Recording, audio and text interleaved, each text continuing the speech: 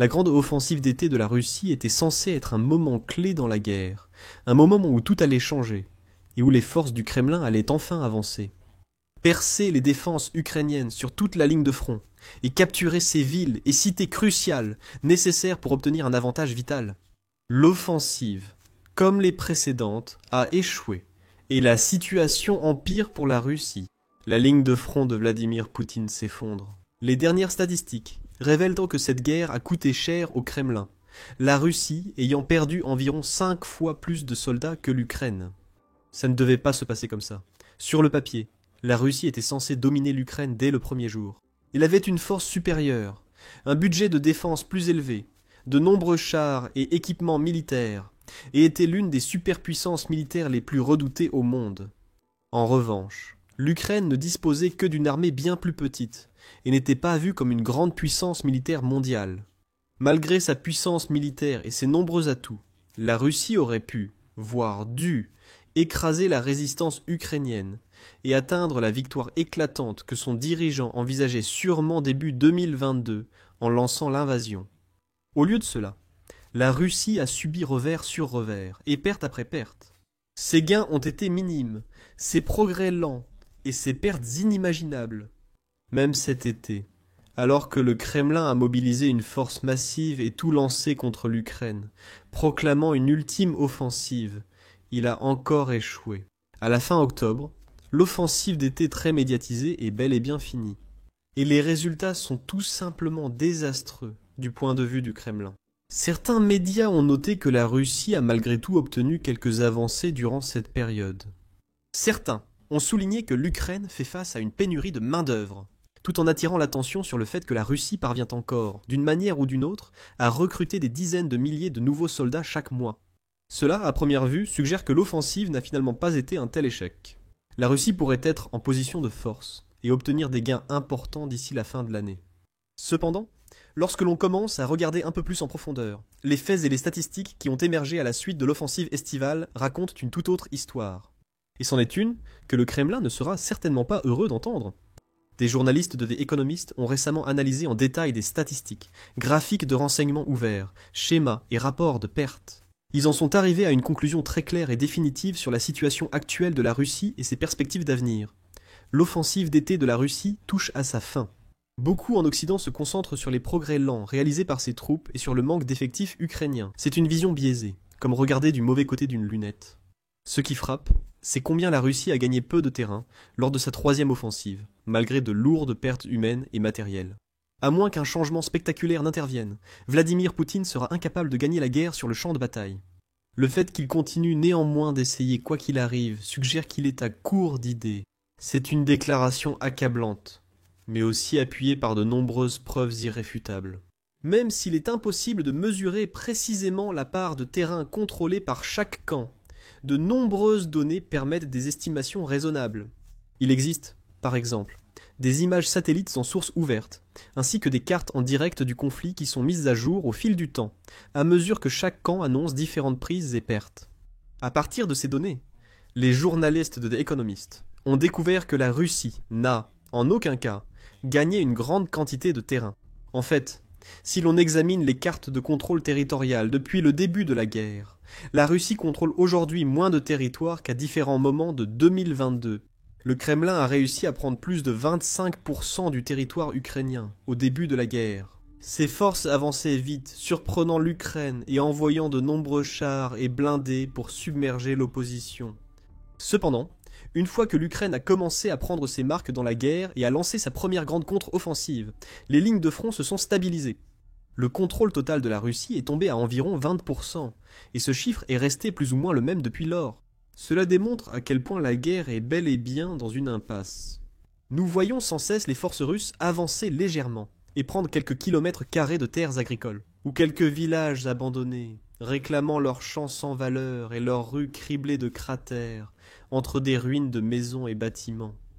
Peu après, l'Ukraine reprend souvent ses lieux et repousse les Russes, et le cycle continue encore et encore, les deux camps ne faisant guère plus qu'échanger les mêmes morceaux de terre. Comme le rapporte The Economist, en ce qui concerne les grandes villes importantes, la Russie n'a pas réussi à en capturer une seule depuis octobre 2022, Elle a pourtant tout tenté. Par exemple, elle a engagé une force colossale de plus de 10 000 soldats dans une tentative désespérée de capturer la dernière ville de Donetsk, Pokrovsk, et a également lancé de grandes offensives vers d'autres villes, cités et points stratégiques. Tout cela fut vain. Les défenseurs ukrainiens contrôlent toujours fermement les lieux clés comme la célèbre forteresse. La ceinture de Donetsk, formée de villes interconnectées comme Sloviansk, Kramatorsk et Droukovka, offre aux forces ukrainiennes un appui défensif solide et d'importantes liaisons logistiques régionales. Capturer ne serait-ce qu'une seule de ces villes s'est avéré être un défi impossible pour les armées de Poutine jusqu'à présent, et ce, malgré leurs avantages écrasants en chars, main-d'œuvre et équipements militaires. S'ils n'arrivent même pas à prendre une vraie ville en 3 ans, il est évident que croire à une victoire rapide du Kremlin est insensé. Selon le rapport de The Economist, si la guerre et les avancées russes se poursuivent comme le mois dernier, il faudrait attendre jusqu'en 2030, juste pour que la Russie prenne les 4 régions mentionnées par Vladimir Poutine au début de son opération militaire spéciale: Donetsk, Louhansk, Kherson et Zaporijia. De plus, si la Russie souhaite occuper toute l'Ukraine, Vladimir Poutine ayant récemment affirmé publiquement que l'Ukraine appartient à la Russie, il faudrait donc environ 103 ans d'après la meilleure estimation de The Economist. C'est peut-être en partie pour cette raison que Poutine a récemment été entendu en train de discuter avec le dirigeant chinois Xi Jinping à propos de grève d'organes et d'immortalité. À un moment donné, il a déclaré « On prédit que, dans ce siècle, il pourrait devenir possible de vivre jusqu'à 150 ans. » Poutine a 73 ans, et même avec un élixir de jouvence prolongeant sa vie à 150 ans, il n'aurait pas assez de temps pour voir son pays conquérir toute l'Ukraine. En bref, son rêve de conquête restera exactement cela, un rêve. Il ne verra jamais la Russie contrôler toute l'Ukraine, et il est peu probable qu'il assiste à la prise complète des 4 régions d'origine. Les avancées russes dans ces régions sont très lentes et coûtent extrêmement cher. Ce qui nous amène directement au point le plus choquant du rapport extraordinaire de The Economist. En compilant des données provenant de nombreuses sources et en utilisant plus de 200 estimations crédibles des pertes, les journalistes ont pu établir une évaluation très précise, fiable et étayée par des données du nombre de virus perdus et du nombre de soldats qui ont été contraints de quitter le front à cause de blessures depuis le début de la guerre. Leur découverte était stupéfiante.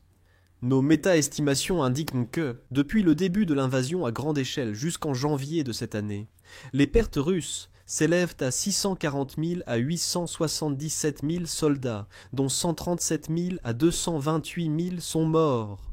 Au 13 octobre, ces chiffres avaient augmenté de près de 60%, atteignant 984 000 à 1 438 000 pertes, dont 190 000 à 480 000 morts. Donc, même dans le meilleur des cas, si l'on considère le bas de la fourchette estimée, la Russie a tout de même perdu environ 1 million de soldats, dont près de 20 000 ont été tués. Cela confirme ce que de nombreuses sources, dont le ministère britannique de la Défense, ont rapporté. La Russie aurait franchi le million de pertes cet été. Si l'on considère le haut de la fourchette estimée, les pertes russes pourraient être bien supérieures aux prévisions, avec plus de 14 millions de pertes et près d'un demi-million de morts. C'est de loin la pire guerre pour la Russie depuis la Seconde Guerre mondiale. Et lorsque nous regardons la maigre quantité de territoire gagné en échange de ces pertes horribles, c'est aussi facilement l'une des guerres les plus inutiles de tous les temps, n'importe où dans le monde. D'innombrables vies ont été perdues. Des familles pleurent frères, maris, pères et fils, sans réel bénéfice. En termes de territoire et de domination sur le champ de bataille, la Russie ne parvient pas à capturer les villes et les cités dont elle a besoin pour avancer. Elle ne marche pas vers la victoire. Elle jette simplement des soldats dans la machine à broyer la chair avec abandon. Traitant son peuple comme du bétail, elle est persuadée de pouvoir en rappeler d'autres pour remplacer ceux perdus récemment. Cependant, cette affirmation est désormais en partie vraie, car la Russie atteint ou dépasse souvent ses objectifs de recrutement. Un rapport récent de la direction principale du renseignement principal, direction du renseignement ukrainien, l'a confirmé. Le Kremlin a recruté environ 280 000 personnes depuis le début de l'année et devrait atteindre son objectif de 343 000 recrues d'ici la fin de l'année. Cependant, encore une fois, cela ne raconte pas toute l'histoire. Ce n'est qu'en creusant davantage que l'on voit à quel point la stratégie de recrutement de la Russie est vraiment imprudente et désespérée. Par exemple, pour continuer à recruter assez pour compenser ses pertes. Le Kremlin a enrôlé des centaines de milliers de détenus, dont des violeurs et meurtriers, qui pourraient éventuellement être relâchés dans les rues de la Russie s'ils survivent assez longtemps pour remplir leur contrat et rentrer chez eux.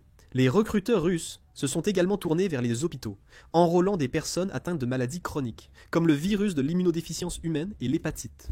Des personnes dans un état de santé aussi mauvais ont peu de chances d'avoir un réel impact lors des combats frénétiques en première ligne.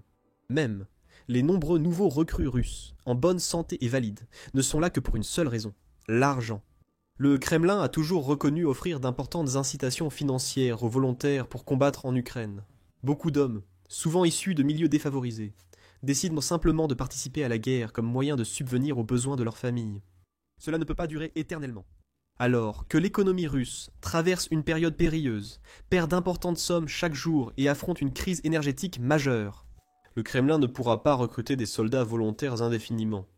Il est aussi accablant de voir, selon The Economist, que les pertes russes ont augmenté d'environ 60% entre janvier et octobre cette année. 2025 devient ainsi l'une des années les plus sanglantes pour la Fédération de Russie. Cela montre à quel point le Kremlin a mal géré la guerre et utilisé ses ressources. Pourtant, il s'obstine avec les mêmes tactiques vouées à l'échec, sacrifiant des hommes et espérant que la situation finira par tourner en sa faveur. Mais, selon The Economist, cela est très improbable. De plus, un effondrement soudain des lignes défensives de l'Ukraine est peu probable, étant donné la manière dont les deux armées mènent la guerre. La surveillance constante par drone, associée à des armes de précision à longue portée, a rendu le rassemblement de forces près du front suicidaire. Des gains progressifs sont possibles, mais à un coût élevé, en envoyant de petits groupes établir des positions avancées dans la zone de mort. Percer les lignes ukrainiennes est difficile. Si une brèche devait se produire, l'avancée des forces massées et de l'équipement nécessaire pour l'exploiter serait extrêmement difficile. En d'autres termes, la situation de statu quo mentionnée précédemment est presque garantie de se poursuivre. La Russie continuera donc à perdre toujours plus de soldats sans réel bénéfice. Dans un nouvel exemple de gaspillage, The Economist a ensuite fait une révélation encore plus frappante. Il a de nouveau utilisé toutes les sources fiables disponibles pour estimer de façon réaliste le nombre de soldats ukrainiens tués à ce jour pendant la guerre.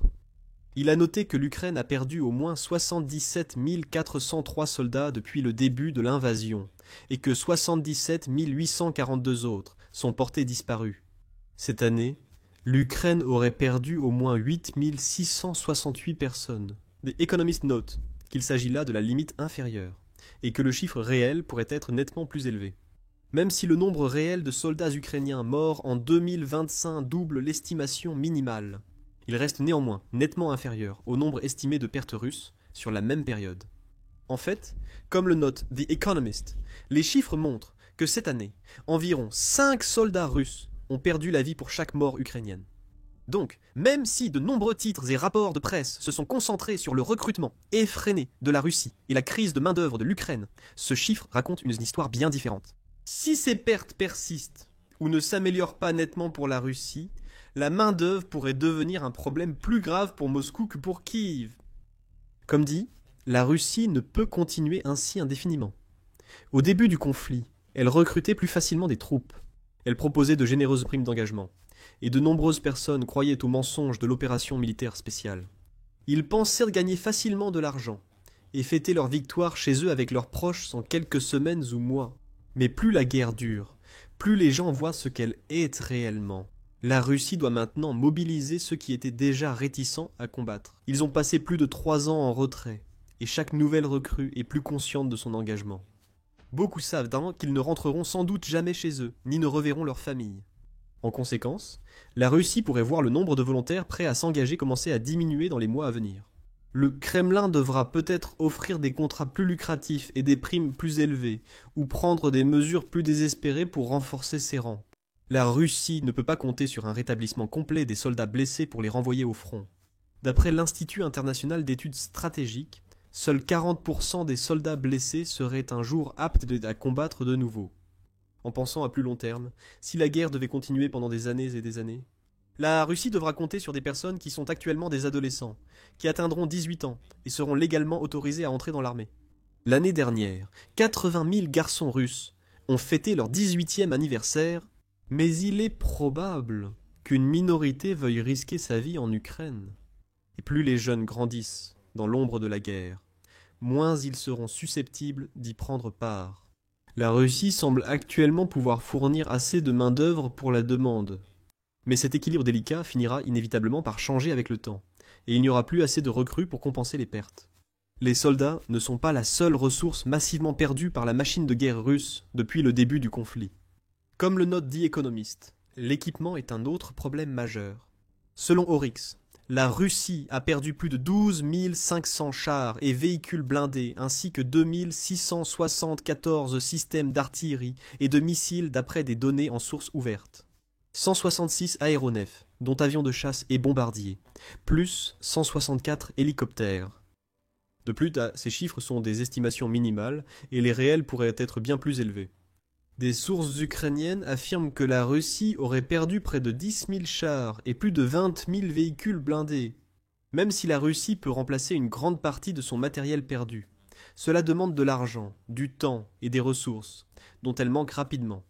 De plus, à bien des égards, la guerre bascule lentement mais sûrement en faveur de l'Ukraine. The Economist souligne qu'après une courte interruption de l'aide américaine fin 2023 début 2024, l'Ukraine reçoit désormais un soutien record de ses alliés mondiaux. Les États-Unis affichent un soutien renforcé à l'Ukraine, annonçant de nouveaux partages de renseignements et envisageant de livrer des missiles Tomahawk longue portée. D'autres nations européennes contribuent à fournir à l'Ukraine les fonds et outils nécessaires pour un avantage tactique. De nombreuses régions russes ont récemment sombré dans le chaos à cause de la crise du carburant, qui se propage vite.